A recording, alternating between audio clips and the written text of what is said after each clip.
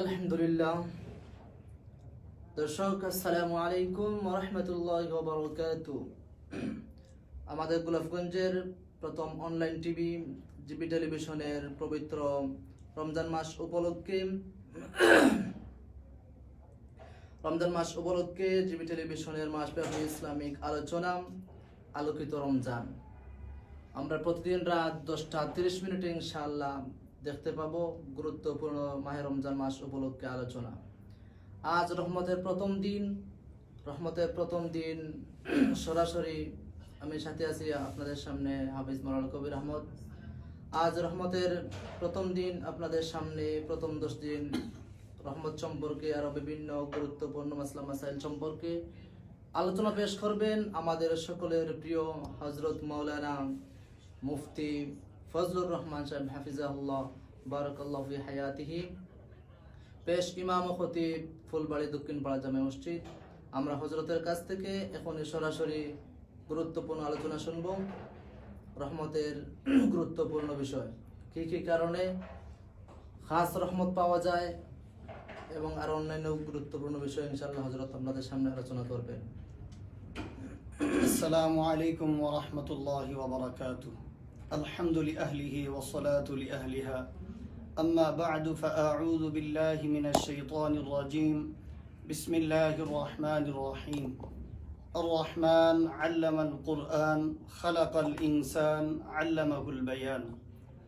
وقال رسول الله صلى الله عليه وسلم: إن لله 100 رحمة أنزل منها رحمة واحدة بين الجن والإنس والبهائم والهوام، فبها يتعاطفون وبها يتراحمون وبها تعطف الوحش على ولدها، وأخر الله 99 رحمة يرحم بها عباده يوم القيامة، أو كما قال عليه الصلاة والسلام. اللهم صل على محمد وعلى آل محمد كما صليت على إبراهيم وعلى آل إبراهيم إنك حميد مجيد. اللهم بارك على محمد وعلى آل محمد كما باركت على إبراهيم وعلى آل إبراهيم إنك حميد مجيد. سبحانك لا علم لنا إلا ما علمتنا إنك أنت العليم الحكيم. وسبحانك لا فهم لنا إلا ما فهمتنا إنك أنت الجواد الكريم. الحمد لله. মহান রব্বুল আলামিনের দরবারে অসংখ্য অগণিত শুকর যে আল্লাহ রব্বুল আলামিন আমাদেরকে পবিত্র রমজানুল মুবারকে 1 বৎসর হায়াত দীর্ঘায়িত করে রমজানুল মুবারকে উপস্থিত করেছেন, এক পবিত্র মাস আমাদেরকে দিয়েছেন। এই জন্য সেই মহান রব্বুল আলামিনের দরবারে শুকর আদায় করছি আলহামদুলিল্লাহ। এবং সাথে সাথে শুকর আদায় করছি আল্লাহ পাক আজকে জিবি টেলিভিশনের বিশেষ আয়োজন আলোকিত রমজানের অনুষ্ঠানে আসার তৌফিক দিয়েছেন। এই জন্য সেই মহান রব্বুল আলামিনের দরবারে আবারও শুকর আদায় করছি বলছি আলহামদুলিল্লাহ। সম্মানিত দর্শক শ্রোতা, আজকে আপনাদের খেদমতে রহমতের প্রথম দিনেই আমরা আলোচনা করব কি কি আমলের দ্বারা আল্লাহ রাব্বুল আলামিনের কাছ থেকে বান্দা রহমত হাসিল করতে পারে, আল্লাহর দয়া হাসিল করতে পারে, আল্লাহর অনুগ্রহ বান্দা অর্জন করতে পারে। এই জাতীয় 10টি বিষয় আমরা সংক্ষেপে আলোচনা করার চেষ্টা করব ইনশাআল্লাহ। প্রথমেই আমরা ভূমিকা স্বরূপ কয়েকটি কথা জানব যে আল্লাহ পাক কতটা দয়াশীল, আল্লাহ পাক আমাদের উপর কি কি দয়ার বহিঃপ্রকাশ ঘটিয়েছেন। আমি সূরাতুর রহমানের প্রথম 3টি আয়াতে কারিমা আপনাদের খেদমতে তিলাওয়াত করেছি। সূরাতুর রহমানে আল্লাহ পাক বলেন, আর রহমান দয়াবান আল্লাহ, আল্লামাল কোরআন, তিনি যে দয়ার অধিকারী, তিনি যে সীমাহীন দয়ার অধিকারী, তার দয়ার সীমানা কতটুকু, দয়ার পরিমাণ কতটুকু, যদি আমরা এই প্রশ্ন রাখি তো উত্তর আসবে রব্বুল আলামিনের পক্ষ থেকে যে আল্লাহ পাকের দয়ার কোনো সীমানা নাই, আল্লাহর রহমতের কোনো তুলনা নাই, আল্লাহর রহমতের কোনো আন্দাজ করার যন্ত্র নাই। তার রহমত আর দয়ার সীমানা মানুষের কোনো আন্দাজ নাই এবং কোনো সীমানা তিনি রাখেন নাই, এতটা দয়াবান। তিনি যে এতটা দয়াবান এর বহিঃপ্রকাশ তিনি ঘটিয়েছেন। সূরাতুর রহমানে আল্লাহ বলেন তিনি দয়াবান, এর প্রমাণ হলো আল্লামাল কোরআন, তিনি বান্দাকে কোরআনে কারীম শিক্ষা দিয়েছেন। সুবহানাল্লাহ। দ্বিতীয় নম্বর, তিনি যে রহমানের প্রমাণ হলো খালাকাল ইনসান, তিনি মানুষ সৃষ্টি করেছেন। তৃতীয় নম্বর, তার দয়ার বহিঃপ্রকাশ হলো আল্লামাকুল বায়ান, মানুষ সৃষ্টি করে মানুষকে তার মনের ভাব প্রকাশ করার মতো যোগ্যতা তিনি দান করেছেন। এখানে লক্ষণীয় বিষয় হলো তিনি এত বড় দয়াবান, এই দয়ার প্রমাণ হিসাবে তিনি আমাদের সামনে যে প্রথম শব্দ উচ্চারণ করলেন, প্রথম বক্তব্য তিনি পেশ করলেন, সেই জিনিসটা হলো তিনি আমাদেরকে কোরআন শিক্ষা দিয়েছেন। তিনটি জিনিসের ভিতরে আল্লাহ পাক মানুষ সৃষ্টি করা, মানুষকে কথা বলার শক্তি দান করা, মনের ভাব প্রকাশ করার ক্ষমতা দেওয়া, এই সব কিছুর পূর্বেই তিনি দয়ার বহিঃপ্রকাশ ঘটিয়েছেন যেই জিনিসের মাধ্যমে, সেটা হলো কোরআনে কারীমের শিক্ষা দেওয়া, কোরআনের জ্ঞান মানুষকে দান করা। এটা রব্বুল আলামিনের রহমান হওয়ার প্রথম এবং বড় এক প্রমাণ। সুবহানাল্লাহ। তার দয়ার সর্বোচ্চ প্রমাণ তিনি সূরাতুর রহমানে প্রকাশ করেছেন। প্রথম নম্বরে কোরআনের শিক্ষাদান। কোরআনের শিক্ষা বলতে আমরা সাধারণ মানুষ স্বাভাবিকভাবে এটাই মনে করি কোরআন শরীফ বিশুদ্ধভাবে তিলাওয়াত করতে পারা, অথচ বিষয়টা এইরকম না। কোরআনের শিক্ষা মানে হলো কোরআন সুন্দর ভাষায় পড়তে পারা, কোরআনের যেই বিধিবিধান আছে এই অনুযায়ী জীবন গঠন করা, এটা হলো কোরআন শিক্ষা দেওয়ার অর্থ। তো আল্লাহ রাব্বুল আলামিন যে এতটা দয়াশীল, তার দয়ার একটা নমুনা হাদিসে পাকে রসুল উল্লেখ করেছেন। সহিহ মুসলিম শরীফের 2752 নম্বর হাদিসে রসুল বলেন, ইন্না লিল্লাহি মিআতা রাহমাতিন আনজালা মিনহা রাহমাতান ওয়াহিদা। আল্লাহ রাব্বুল আলামিনের জন্য 100টা রহমত রয়েছে। এই 100 রহমতের মধ্য থেকে রব্বুল আলামিন একটি রহমত তিনি দান করেছেন বাইনাল জিন্নি ওয়াল ইনসি ওয়াল বাহাইমি ওয়াল হাওয়াম। আল্লাহ পাক মানুষ, জিন, চতুষ্পদ জন্তু, কীট পতঙ্গ, পোকামাকড় সবার মধ্যে, এক কথায় বলতে গেলে পৃথিবীতে রব্বুল আলামিন যত মাখলুক সৃষ্টি করেছেন, যা কিছু আল্লাহ তাআলা সৃষ্টি করেছেন, সকল সৃষ্টির মাঝে আল্লাহ পাকের 100টা দয়ার মধ্য থেকে তিনি একটি দয়া সকলকে দান করেছেন। রসুল বলেন, ফাবিহা ইয়াতাআতাফুনা ওয়া বিহা ইয়াতারাহামুন। এক দয়ার অধিকারী হয়ে সকল হায়াওয়ান জানোয়ার তার সন্তানদের উপর দয়া প্রকাশ করে, কীট পতঙ্গ দয়া প্রকাশ করে, মানুষ মানুষের প্রতি দয়া প্রকাশ করে, জিন মানুষের প্রতি দয়া প্রকাশ করে। সব দয়া, আন্তরিকতা, মহব্বত, ভালোবাসা, এগুলো আল্লাহ পাকের 100 দয়ার ভিতর থেকে মাত্র একটি দয়ার বহিঃপ্রকাশ। এরপর আল্লাহ বলেন, রাসূল করিম সাল্লাল্লাহু আলাইহি ওয়াসাল্লাম বলেন, ওয়াবিহা তাআতিফুল ওয়াহশু আলা ওয়ালাদিহা। হিংস্র প্রাণীও তার সন্তানের উপর যেই দয়ার বহিঃপ্রকাশ ঘটায়, এটাও 100 রহমতের মধ্য থেকেই সামান্যতম রহমতের বহিঃপ্রকাশ। ওয়াখারাল্লাহু 99 রাহমা। আল্লাহ পাক 99টি রহমত তিনি নিজের জন্য রেখে দিয়েছেন। ইয়ারহামু বিহা ইবাদাহু ইয়াউমাল কিয়ামা। সেই 99টি রহমতের মাধ্যমে, দয়ার মাধ্যমে আল্লাহ তাআলা কিয়ামতের দিন বান্দার উপর দয়া প্রকাশ করবেন। আমি যে আয়াতে কারিমা সূরাতুর রহমানের 3টি আয়াত এবং এই হাদিস আপনাদের খেদমতে পেশ করলাম, এর দ্বারা আমি বোঝাতে চাচ্ছি যে আল্লাহ পাক কতটা দয়ার অধিকারী। এক রহমত তিনি গোটা পৃথিবীর সকল মাখলুকাতের উপর বন্টন করার কারণে আমার সন্তানের প্রতি আমার যে মহব্বত, স্ত্রীর প্রতি আমার মহব্বত,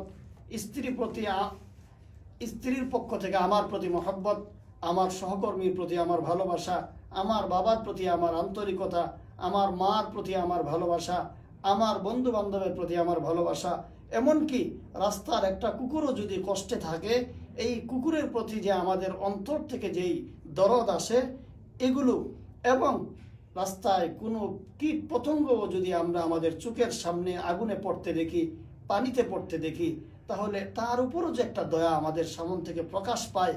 একজন অমুসলিম কট্টর আমার শত্রুও যদি মারাত্মক কোনো বিপদে আক্রান্ত হয়, আমি আমার শত্রুর প্রতিও যেই দয়ার বহিঃপ্রকাশ ঘটাই, সব কিছুই হইল মাত্র একটি রহমতের ফল।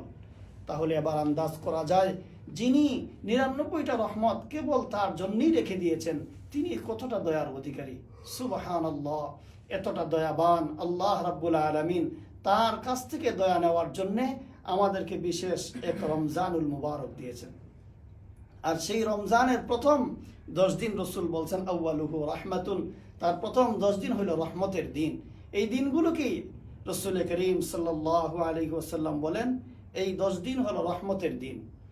আমরা আজকে যে বিষয়গুলো আলোচনা করতে যাচ্ছি এটা হলো আমরা আল্লাহ পাকের কাছ থেকে রহমত কিভাবে হাসিল করব। এই জিনিসটা আপনাদের খেদমতে বোঝানোর জন্য একটা উদাহরণ পেশ করি। আমাদের সমাজে আমরা দেখি যখন নির্বাচন আসে, যার ভিতরে যেই গুণ নেই, তিনি 5 ওয়াক্তের মুসল্লি নামাজি না, তিনি মাথায় কখনো টুপি পরেন না, তিনি কখনো পাঞ্জাবি গায়ে দেন না, কিন্তু উপস্থিত সময় মানুষের কাছ থেকে তার উদ্দেশ্য হাসিল করার জন্য তিনি একটা রূপ ধারণ করেন, সুরত ধারণ করেন, নমুনা ধারণ করেন।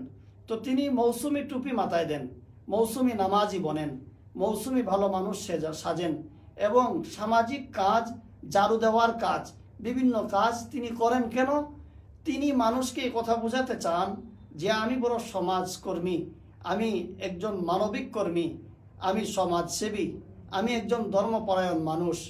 এই কথা তিনি সমাজের মানুষকে বোঝাতে চান। কেন? যেন সমাজের মানুষ তার এই গুণগুলো দেখে তার প্রতি একটু দয়া করে, তার উদ্দেশ্য যেন সে হাসিল করতে পারে। যেন রব্বুল আলামিন আমাদেরকে বলছেন রহমতের 10 দিনে তোমরা আমার কাছ থেকে আমার দয়া পাওয়ার ব্যবস্থা গ্রহণ করো। আমি যদিও সারা বছর 5 ওয়াক্তের মুসল্লি ছিলাম না, রমজানে আমি মুসল্লি সেজে আল্লাহর রহমত হাসিল করতে চাই।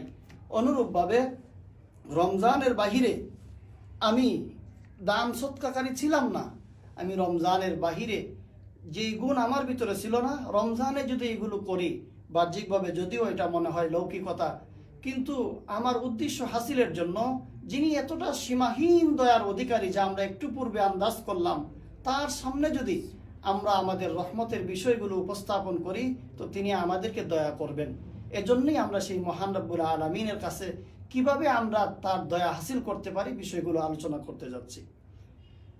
তো আরেকটা সহজে বোঝানোর চেষ্টা করি কিভাবে রহমতগুলো হাসিল করব। যেন একজন মানুষ আমার উপর নারাজ, তো তিনি আমার উপর কিভাবে খুশি হবেন?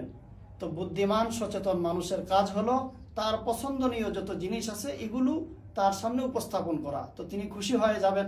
তো আল্লাহ পাকের সামনে এই জাতীয় পছন্দনীয় কিছু আমল আমরা প্রকাশ করব, তো আল্লাহ পাক খুশি হয়ে আমাদের উপর দয়া করবেন। এইরকম অনেকগুলো জিনিস আছে। এর ভিতরে প্রথম নম্বর, এগুলো প্রথম যে সিরিয়ালগুলো আমি বলবো এটাই প্রথম বিষয়টা এইরকম না, আমার আলোচনা সাজানোর জন্য আমি এক একটা সিরিয়াল দিছি, নাম্বার পেশ করতেছি। তো প্রথম নম্বরে আমরা আলোচনা করব আল্লাহ পাকের রহমত পাওয়ার জন্য একটা কাজ হলো সৎ কর্মপরায়ণ হওয়া, ভালো কাজ করা। একে আরবি ভাষায় বলে ইহসান। হাদিসে জিবরিলের ভিতরে আছে রাসূল করিম সাল্লাল্লাহু আলাইহি ওয়াসাল্লামকে হযরত জিবরিল আমিন মানুষের সুরত ধারণ করে যে কয়েকটা বিষয়ের প্রশ্ন করেছিলেন, রাসূল করিম সাল্লাল্লাহু আলাইহি ওয়াসাল্লাম উত্তর দিয়েছিলেন। এর ভিতরে একটি প্রশ্ন ছিল মাল ইহসান, হে মুহাম্মদ সাল্লাল্লাহু আলাইহি ওয়াসাল্লাম ইহসান কি জিনিস? রাসূল করিম সাল্লাল্লাহু আলাইহি ওয়াসাল্লাম উত্তর দিয়েছিলেন আন তা'বুদাল্লাহা কাআন্নাকা তারাহু ফাইন লাম তাকুন তারাহু ফাইন্নাহু ইয়ারাক। ইহসান হলো তুমি এভাবে ইবাদত করবে যে আল্লাহ পাককে তুমি দেখতেছো। যদি এই কথা তুমি নাও ভাবতে পারো বাস্তবে আমি আল্লাহকে দেখছি না, তো এই কথা অন্তরে জায়গা করা যে আল্লাহ পাক আমাকে দেখতেছেন। এই মানসিকতা নিয়ে ইবাদত করলে ইবাদতের যেই রং হবে, ইবাদতের যেই রূপ হবে, ইবাদতের যেই ডং হবে, এটাকে বলা হয় ইহসান। এটাকে যদি আমরা আমাদের মতো করে বুঝতে চাই তাহলে বলতে পারি যে দোকানে সিসি ক্যামেরা ফিট করা আছে, এই দোকানের কর্মচারী তিনি যা কাজ করেন সব কিছু মালিক সিসি ক্যামেরার মাধ্যমে নিয়ন্ত্রণ করেন, দেখাশোনা করেন। তাইলে এই শ্রমিকের মাধ্যমে, এই কর্মচারীর মাধ্যমে দোকানের কোনো খেয়ানত হওয়ার কথা না, কোনো সমস্যা হওয়ার কথা না। কারণ এই শ্রমিক জানে আমাকে সার্বক্ষণিক আমার মালিক সিসি ক্যামেরার মাধ্যমে তিনি আমার সামনে উপস্থিত থাকলে যেই রকম দেখেন, বাসায় বসে বসে তিনি আমাকে সিসি ক্যামেরায় দেখতেছেন। এই জন্য এই শ্রমিকের দ্বারা দোকানের কোনো খেয়ানত হবে না, তার কাজগুলো যেমন সুন্দর হবে। আর একজন শ্রমিক সেও আরেক দোকানে কাজ করে কিন্তু তার দোকানে সিসি ক্যামেরা নাই, তখন তার ভিতরে কাজ করবে আমাকে কেউ দেখছে না, মালিক আমার সামনে নাই, সে তার মন ইচ্ছা মতো দোকানের জিনিসপত্র নাড়াচাড়া করবে। এই দুইজনের ভিতরে যে পার্থক্য হবে, সিসি ক্যামেরার কর্মচারী যেমন সুন্দরভাবে তার দায়িত্ব পালন করবে, ইহসান হলো ওই জিনিস যেই বান্দা আল্লাহ পাককে এই কথা মনে করবে তিনি আমাকে সার্বক্ষণিক দেখতেছেন, এই কথা দিলে রেখে যিনি আমল করবেন তার আমল হবে সেই সিসি ক্যামেরাওয়ালা দোকানের কর্মচারীর মতো। রমজানের প্রথম দিকে যদি আমাদের আমলের ভিতরে আমরা এই রং নিয়ে আসতে পারি যে আমার প্রত্যেকটা কাজ, আমার প্রত্যেকটা কথা, আমার প্রত্যেকটা আমল, আমার প্রত্যেকটা শব্দ, আমার প্রত্যেকটা উচ্চারণ, আমার প্রত্যেকটা আচরণ আল্লাহ রাব্বুল আলামিন মনিটরিং করতেছেন, দেখতেছেন, তাহলে আমার আমল ওই কর্মচারীর মতো কত সুন্দর হবে। আর এইরকম সুন্দর আমলের অধিকারী হলেই আল্লাহ পাক আমার প্রতি দয়া করবেন। যেমন এই কর্মচারীর সব কিছু যদি মালিক মনিটরিং করে দেখে সে কত সুন্দর আমার দোকান পরিচালনা করতেছে, সবগুলো কাজ আঞ্জাম দিতেছে, তাহলে ওই মালিকের কাছে কেউ সুপারিশ করার প্রয়োজন হবে না যে আপনার এই কর্মচারীটা কত ভালো, দেখেন কত সুন্দর দায়িত্ব পালন করে। কারো সুপারিশের প্রয়োজন হয় না, মালিক নিজের থেকেই তার যা যা প্রয়োজন তার কাজের উপর সন্তুষ্ট হয়ে দিয়ে দেয়। আল্লাহ পাক যেন আমাদেরকে বলছেন, বান্দা তুমি ইহসানের গুণে গুণান্বিত হও, তুমি মুহসিন হও, সৎকর্মপরায়ণ হও, তো আমার কাছে কারো দরখাস্ত লাগবে না, আমি স্বয়ং রব্বুল আলামিন তোমার উপর দয়া করব। সুবহানাল্লাহ।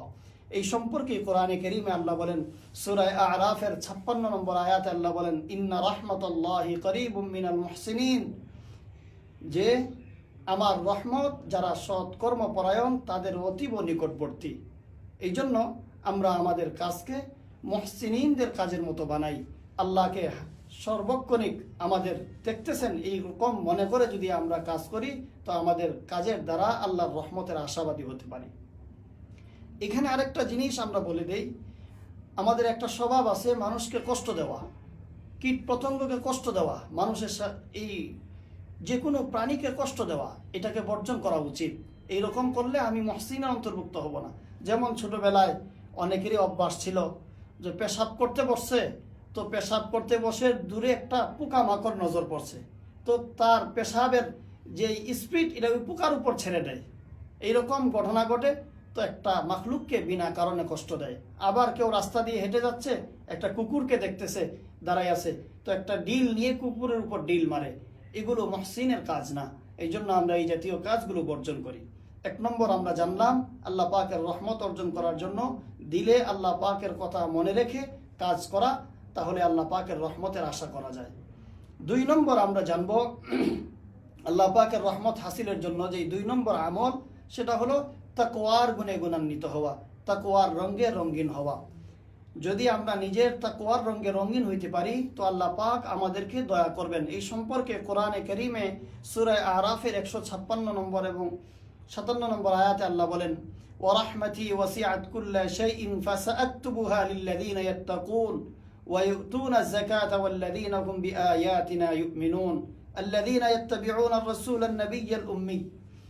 যে আল্লাহ পাক বলেন আমার রহমত এটা বিবৃত প্রত্যেক জিনিসকে শামিল করে, অন্তর্ভুক্ত করে।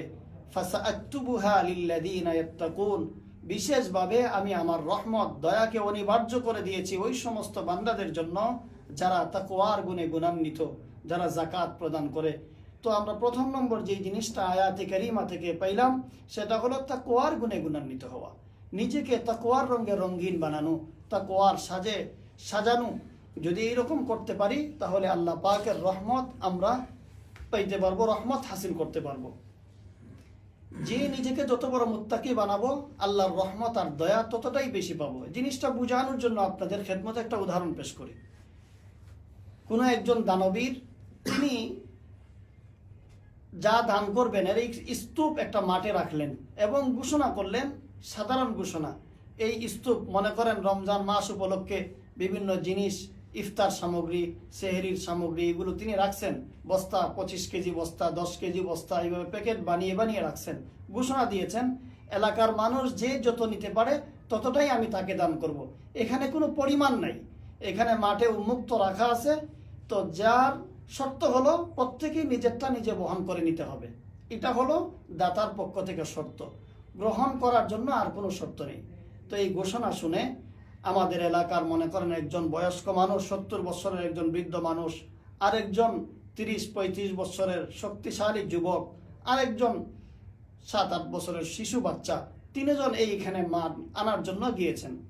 আমি আপনাদের কাছে প্রশ্ন রাখতে চাই, এই যে তিনজন উন্মুক্ত অনুমতি থাকার পরেও এই স্তূপ থেকে মাল আনার জন্য গেলেন, সবাই কি সমান নিয়ে আসতে পারবেন?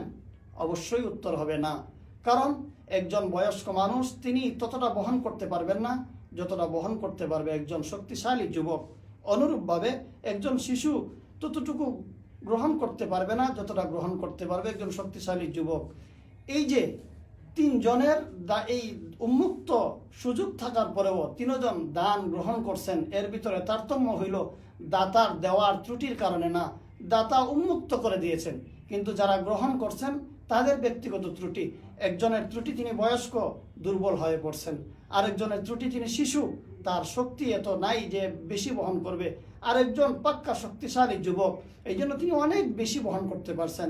গ্রহণকারীর এই সিফত আর যোগ্যতার ব্যবধানের কারণে দাতার কাছ থেকে নিতে ব্যবধান হয়েছে।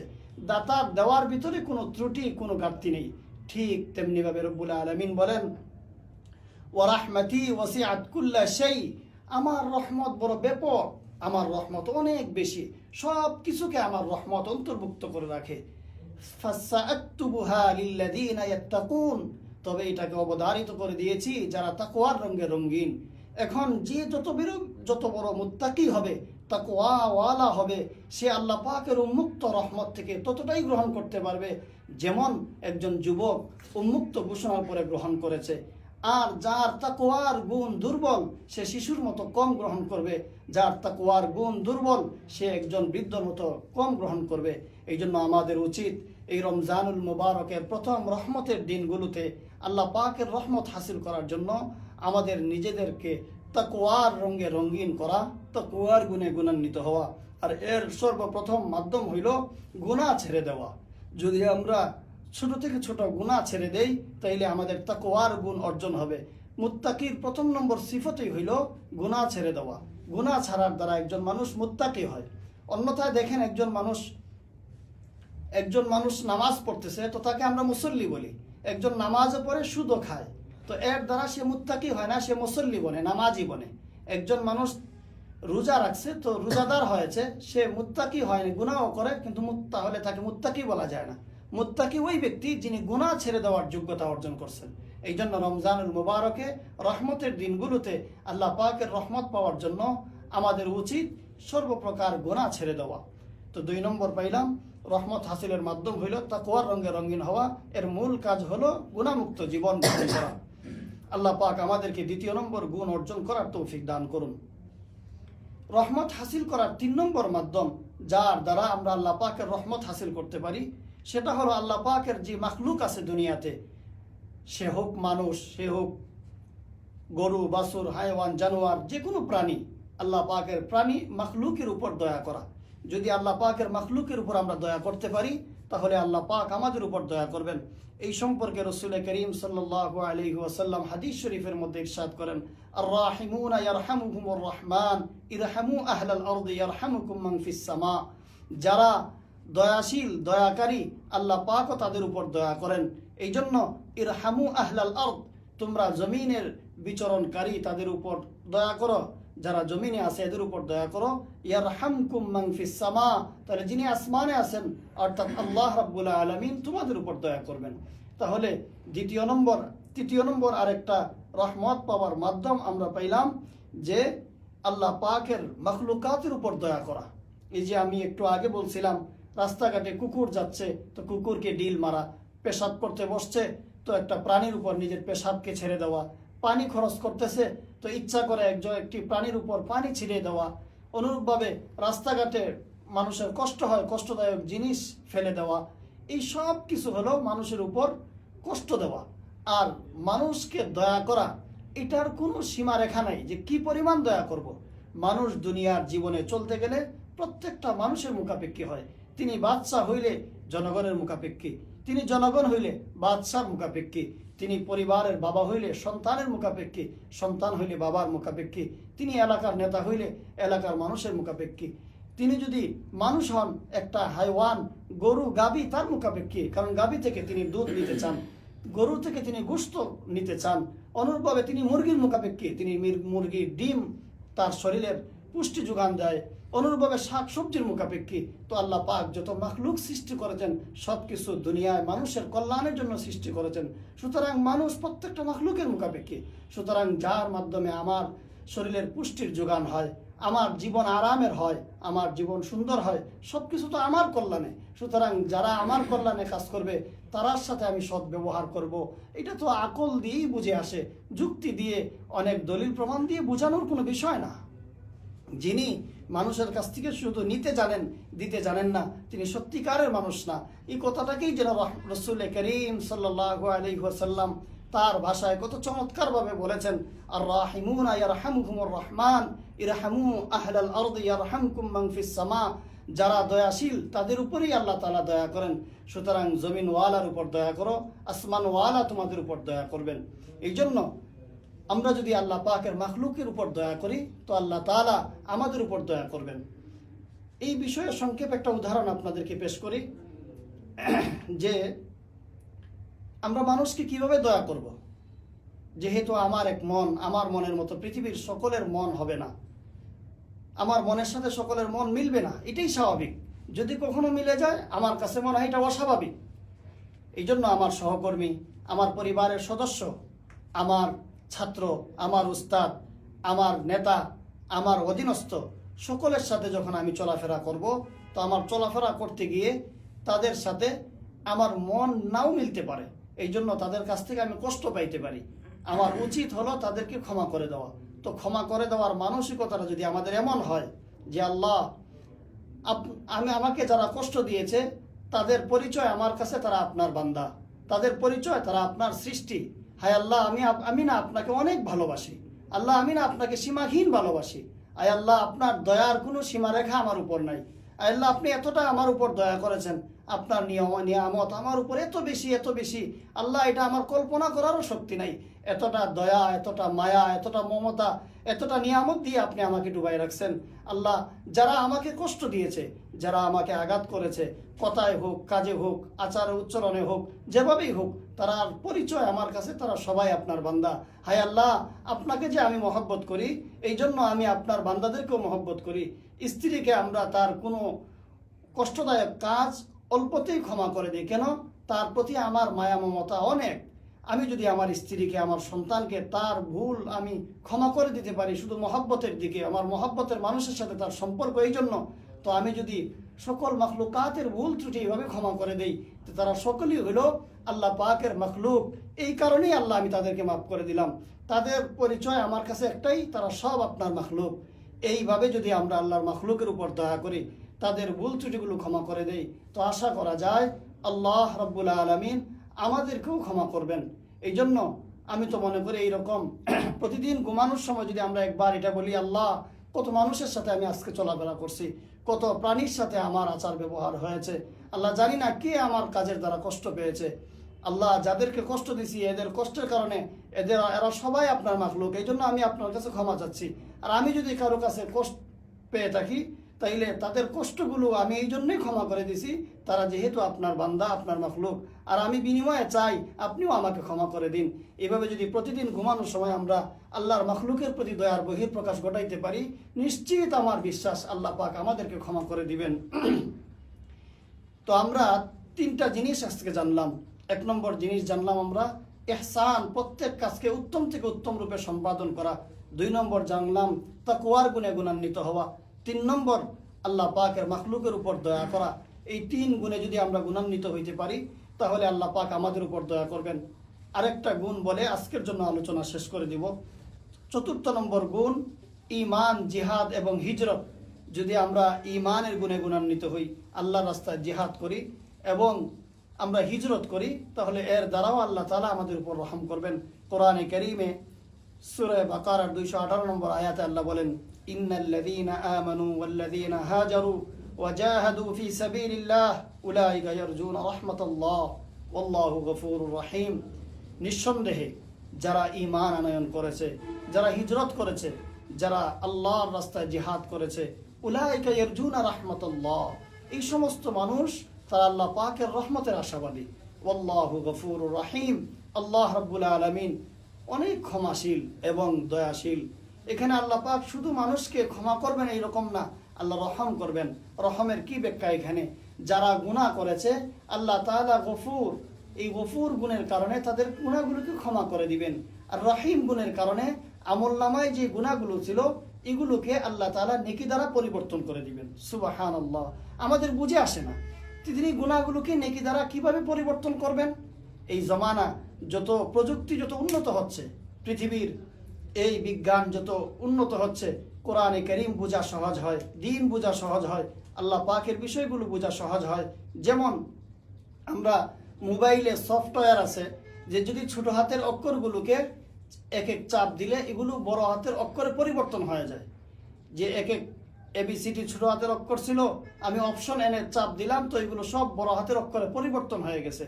তো আল্লাহ পাক যেন বলেন, বান্দা তুমি আমার কাছে এই আমলগুলো করো, ইমানের আমল আমার সামনে পেশ করো, জিহাদের আমল আমার সামনে পেশ করো, তুমি আমার সামনে হিজরতের আমল পেশ করো, তো আমি রব্বুল আলামিন এই আমলগুলোর বদলতে তোমাদের গুনাহগুলোকে ক্ষমা করে দিব।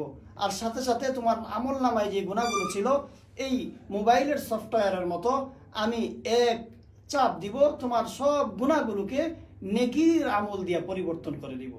সুবহানাল্লাহ। এই জন্য আমাদের উচিত রহমতের দিনগুলোতে আল্লাহ পাকের রহমত পাওয়ার আমলগুলো করা। আল্লাহ পাক যে 4টি জিনিসের আলোচনা হইল, আল্লাহ পাক এই 4 আমলের মাধ্যমে রহমতের দিনে আল্লাহ পাকের রহমত হাসিল করার তৌফিক দান করুন। আমিন। ওয়া আখিরু দাওয়ানা আলহামদুলিল্লাহি রাব্বিল আলামিন। আলহামদুলিল্লাহ সুম্মা আলহামদুলিল্লাহ। আমরা প্রিয় হযরতের কাছ থেকে অত্যন্ত গুরুত্বপূর্ণ আলোচনা শুনলাম। ইনশাআল্লাহ আগামীকাল রহমতের দ্বিতীয় দিন, বাকি অংশগুলো আগামীকাল আপনারা শুনবেন। আমাদের জিবি টেলিভিশনের মাসব্যাপী ইসলামিক আলোচনা আলোকিত রমজান সরাসরি দেখবেন প্রতিদিন রাত 10টা 30 মিনিট ইনশাআল্লাহ। আসসালামু আলাইকুম ওয়া রাহমাতুল্লাহ।